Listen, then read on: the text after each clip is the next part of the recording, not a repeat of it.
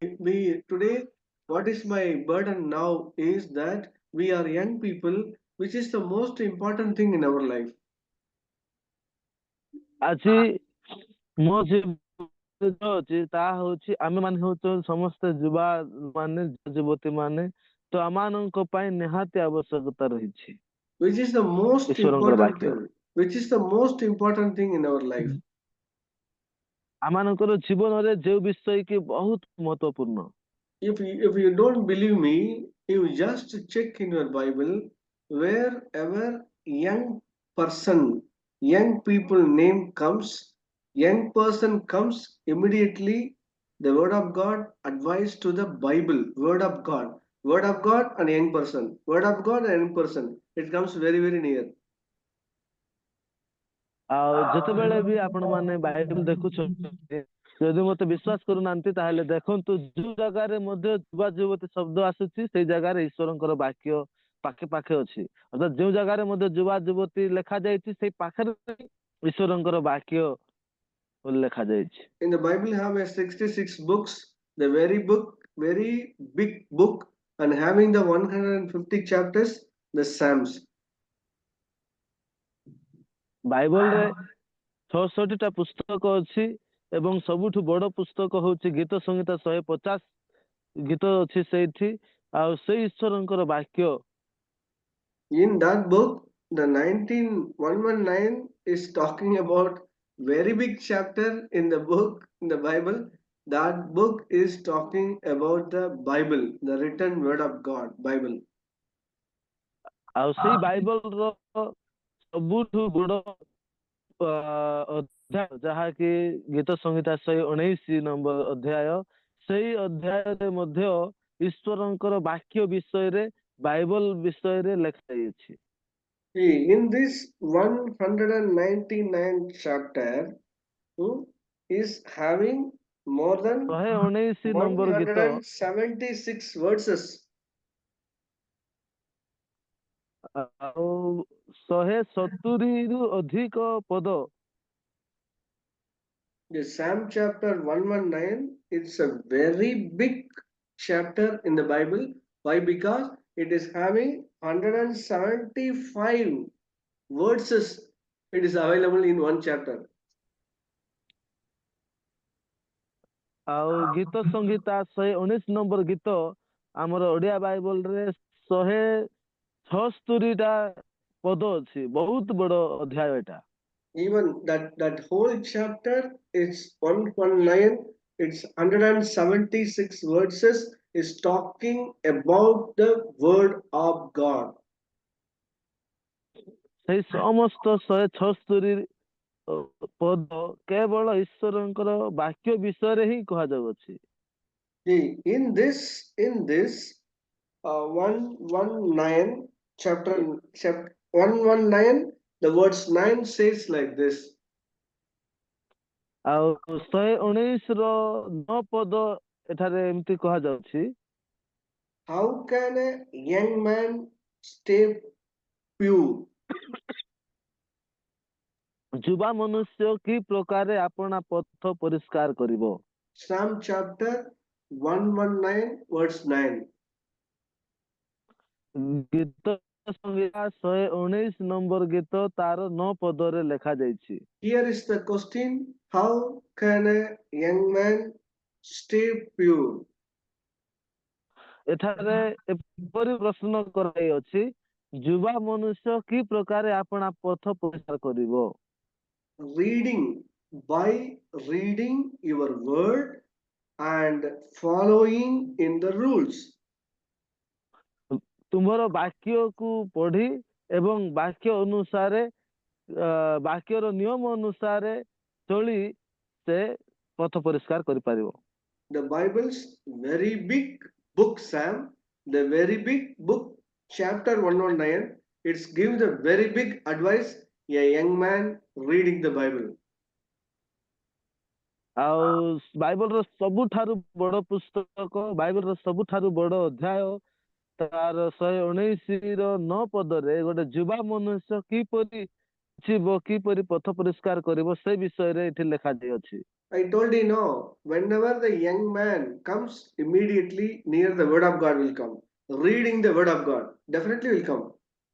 ଯେତେବେଳେ ମୁଁ ଆପଣ ମାନଙ୍କୁ କହି ସାରିଅଛି, ଯେତେବେଳେ ବି ଯୁବା ମନୁଷ୍ୟ ଆସୁଅଛି ସେଇ ଜାଗାରେ ଈଶ୍ୱରଙ୍କର ବାକ୍ୟ ବିଷୟରେ ଲେଖାଯାଇଅଛି ପାଖରେ। See, when we see the old Testament Bible, Genesis to Malgia, every man, whoever the young man having the concentration of the word of God, they will become a man of God. ଆମେ ଦେଖୁଛୁ ଆଦି ପୁସ୍ତକରୁ ଆରମ୍ଭ କରି ମଲାଖୀ ପର୍ଯ୍ୟନ୍ତ ପୁରାତନ ନିୟମରେ ଯେଉଁଠାରେ ବି ଯୁବା ଯୁବତୀର ବିଷୟରେ ଲେଖାଯାଇଅଛି ସେଇ ଜାଗାରେ ଈଶ୍ୱରଙ୍କର ବାକ୍ୟ ବିଷୟରେ ଲେଖାଯାଇଅଛି। So, if you want to become a man of God on our young age, we need to be spend so much of time to read and understand and meditate the word of God. ଯଦି ଆପଣ ମାନେ ଯୁବା ସମୟରେ ଈଶ୍ୱରଙ୍କର ଲୋକ ହେବା ପାଇଁ ଇଚ୍ଛା କରୁଛନ୍ତି, ଆପଣ ମାନଙ୍କୁ ବାକ୍ୟକୁ ବହୁତ ସମୟ ଦେବାକୁ ପଡିବ, ବାକ୍ୟକୁ ପଢିବାକୁ ପଡିବ ଏବଂ ଧ୍ୟାନ କରିବାକୁ ପଡିବ। We need to understand the heart of God, then we will become a man of God. ଆମମାନେ ଈଶ୍ୱରଙ୍କର ହୃଦୟକୁ ବୁଝିବାକୁ ପଡିବ, ତେବେ ଯାଇ ଆମମାନେ ଈଶ୍ୱରଙ୍କର ଲୋକ ହେଇପାରିବା। The word of God, it is talking about the heart of God. ଈଶ୍ୱରଙ୍କର ବାକ୍ୟ ପରମେଶ୍ୱରଙ୍କର ହୃଦୟ ବିଷୟରେ କହେ। ଈଶ୍ୱରଙ୍କର ବାକ୍ୟ ନାହିଁ, the word of God, it is talking about the heart of God. ଈଶ୍ୱରଙ୍କର ବାକ୍ୟ ଈଶ୍ୱରଙ୍କର ହୃଦୟ ବିଷୟରେ କହେ। So, if we want to read the heartbeat of God, we need to be very close in the word of God. ଯଦି ଆପଣ ଈଶ୍ୱରଙ୍କର ହୃଦୟ ବିଷୟରେ ଜାଣିବାକୁ ଚାହୁଁଛନ୍ତି, ତେବେ ଈଶ୍ୱରଙ୍କର ବାକ୍ୟକୁ ପଢି ଧ୍ୟାନ କରିବାକୁ ହେବ। See that when we go to the last pages in the Bible, 1 John chapter 2. ପ୍ରଥମ ଯୋହନ 2 ପର୍ବରେ ଯେତେବେଳେ ଆମେ ଯାଉଛୁ, 1 John chapter 2, it is written by a old man, 19 years old. Apostle John has written and give the advice to the church. 1 John chapter 2. ପ୍ରଥମ ଯୋହନ 2 ପର୍ବ ଜଣେ ବୃଦ୍ଧ ଈଶ୍ୱରଙ୍କର ଶିଷ୍ୟ 90 ବର୍ଷ ସମୟରେ ସେ ଏହି ବାକ୍ୟକୁ ଲେଖିଛନ୍ତି। See, here also give the advice to the children, also give the advice to the young people. Please read it carefully. It is fully related to the word of God. ଏଠାରେ ଆମେ ଦେଖିବାକୁ ପାରୁଅଛୁ ସେ ଯୁବା ଯୁବତୀ ମାନଙ୍କୁ ଏବଂ କିପରି ଗୋଟେ ଉତ୍ତମ ଭାବରେ ଆମେ ବଞ୍ଚି ପାରିବା ସେ ବିଷୟରେ ବହୁତ ସ୍ପଷ୍ଟ ଭାବରେ ଆପଣ ମାନେ ଯଦି ପଢିବେ ଲେଖାଯାଇଅଛି। So here is talking about, dear young man, I writing to you, and why? Because you have a word inside. That is the reason you overcome Satan. ଆଉ ଏମିତି ଲେଖାଯାଇଅଛି, ହେ ତୁମେ ମାନେ ଯେପରି ପାପ ନ କର, ଏଥି ନିମନ୍ତେ ମୁଁ ଏସବୁ ତୁମ ମାନଙ୍କ ନିକଟକୁ ଲେଖିଛି। See, one who understand, one who really a young man having the deep knowledge about the word of God, he will be a overcomer of a Satan. He will able to overcome Satan.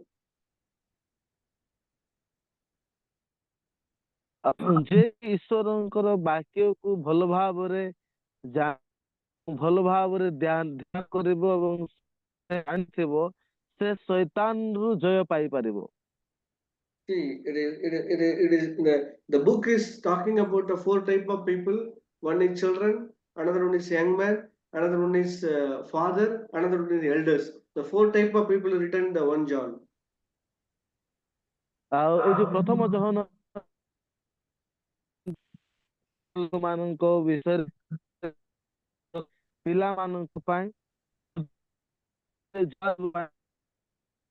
ମାନଙ୍କ ପାଇଁ, ଚତୁର୍ଥରେ ବୃଦ୍ଧ ମାନଙ୍କ ପାଇଁ, 1 John ପ୍ରାଚୀନ ମାନଙ୍କ ପାଇଁ। 1 John 1:14 says like this, and you young men who are ପ୍ରଥମ ଜନ strong with God, word of God in your heart, and have won struggle against Satan.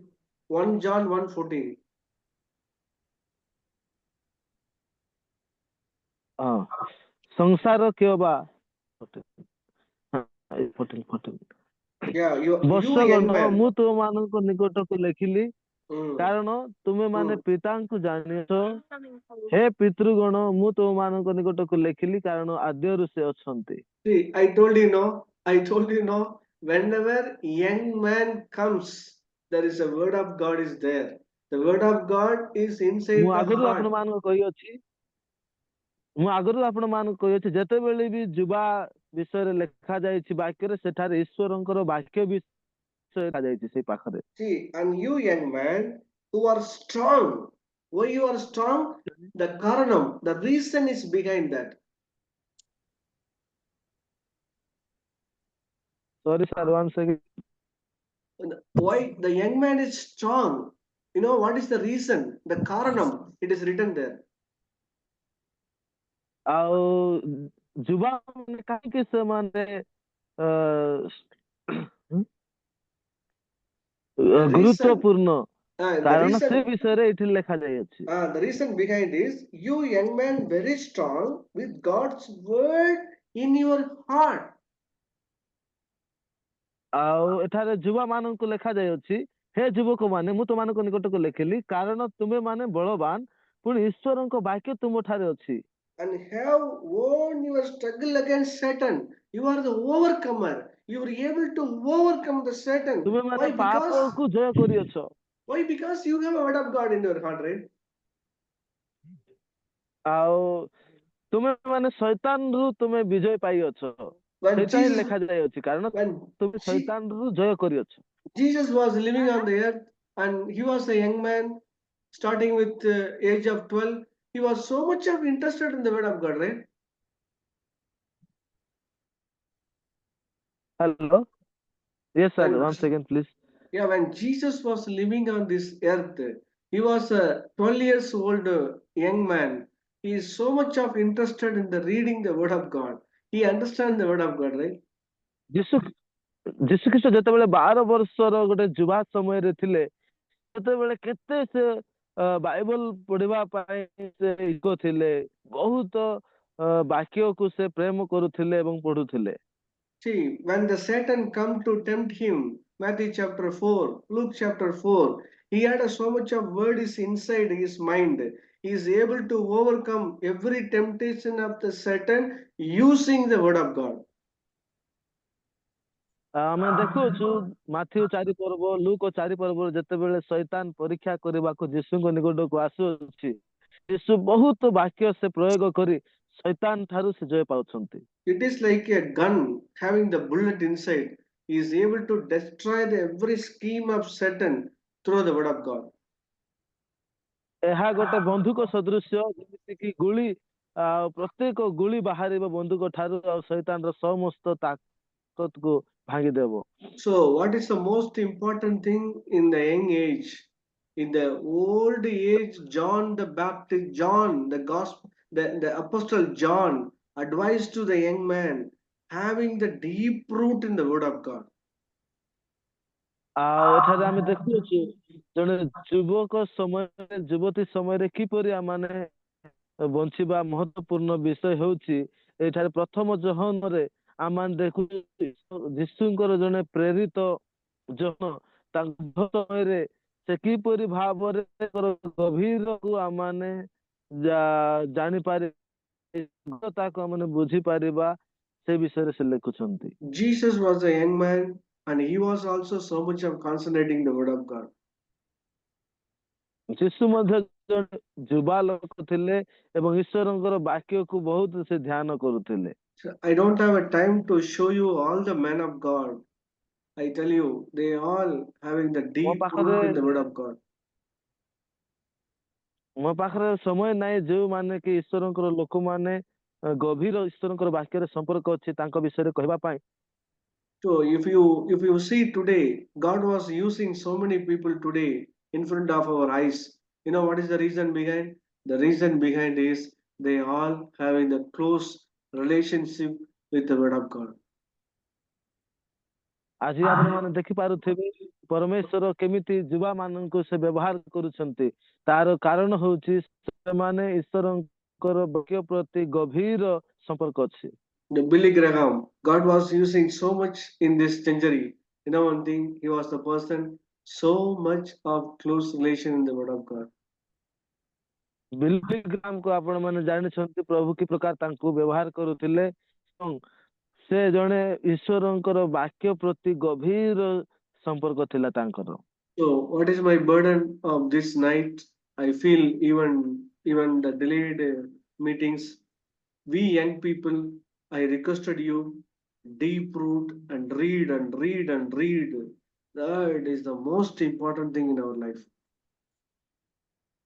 ମୋର ଆଜି ରାତ୍ରିର ବୋଝ ହଉଛି ତ ଯଦ୍ୟପି ଆମମାନଙ୍କର ସମୟ ବିଳମ୍ବ ହେଇଛି ତଥାପି ମୋର ଆମେ ମାନେ ସମସ୍ତେ ଯୁବା ଯୁବତୀ ମାନେ ଆମମାନେ ବାକ୍ୟ ପଢିବା ଏବଂ ବାକ୍ୟର ଗଭୀରକୁ ଆମମାନେ ଜାଣିପାରିବା।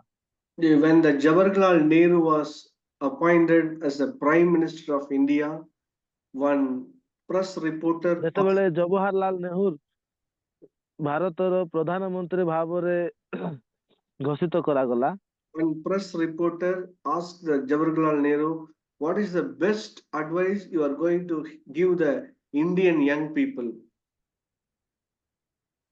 ଆଉ ଜଣେ ପତ୍ରକାର ଆସିକରି ତାଙ୍କୁ ପ୍ରଶ୍ନ କଲେ ଆମର ଭାରତର ଯୁବା ଯୁବତୀ ମାନଙ୍କୁ ଆପଣ କଣ ମୌଳିକ ବା ପ୍ରଥମ ଉପଦେଶ ଦେବାକୁ ଇଚ୍ଛା କରିବେ? The Jawaharlal Nehru replied to this press reporter, I want to give the three advice to our Indian young people. ଯେତେବେଳେ ସେଇ ପତ୍ରକାର ଜବାହରଲାଲ ନେହେରୁଙ୍କୁ ପଚାରିଲେ ସେ କହିଲେ ମୁଁ ତିନୋଟି ଉପଦେଶ ଭାରତର ଯୁବକ ଯୁବତୀ ମାନଙ୍କୁ ଦେବାକୁ ଚାହୁଁଛି। Number one, ପ୍ରଥମ, read. ପଢନ୍ତୁ। Number two,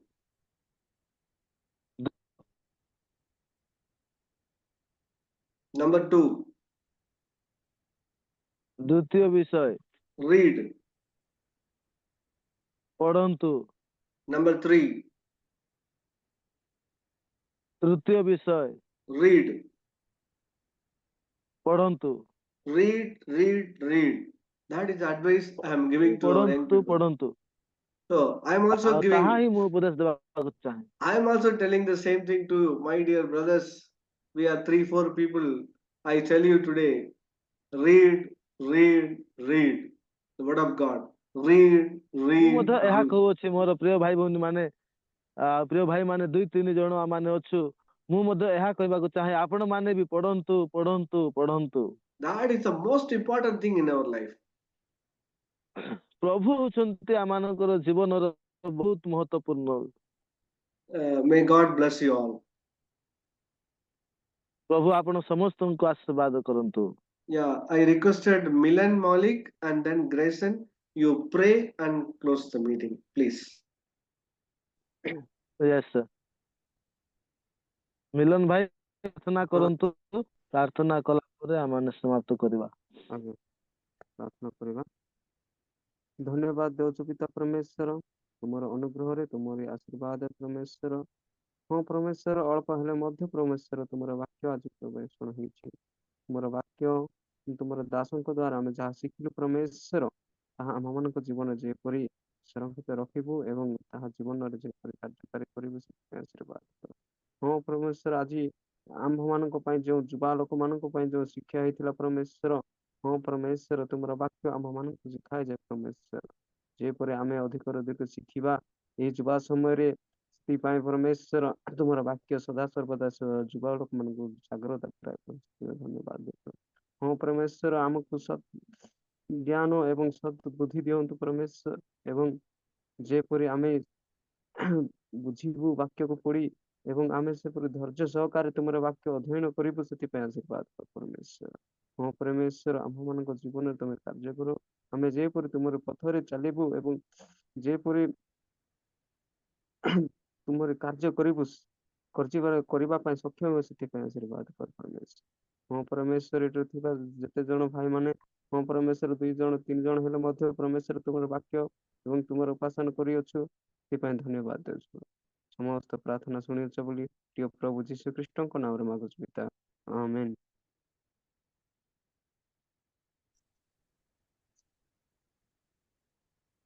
ଆମେନ୍। ଆମେନ୍। Yeah, ସ୍ୱର୍ଗୀୟ you. ପିତା, ଆମେ ତୁମକୁ ଧନ୍ୟବାଦ ଦଉଛୁ ପ୍ରଭୁ, ଏଇ ସୁନ୍ଦର ସମୟ ପାଇଁ ଆମମାନଙ୍କ ଜୀବନରେ ମଧ୍ୟ ତୁମେ ସାହାଯ୍ୟ କଲ।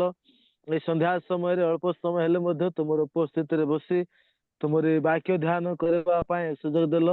ପ୍ରଭୁ, ତୁମର ବାକ୍ୟ ଅନୁସାରେ ଯେଉଁ ସ୍ଥାନରେ ମୋ ନାମରେ 2 କିମ୍ବା 3 ଜଣ ମୁଁ ସେଠାରେ ବିଦ୍ୟମାନ।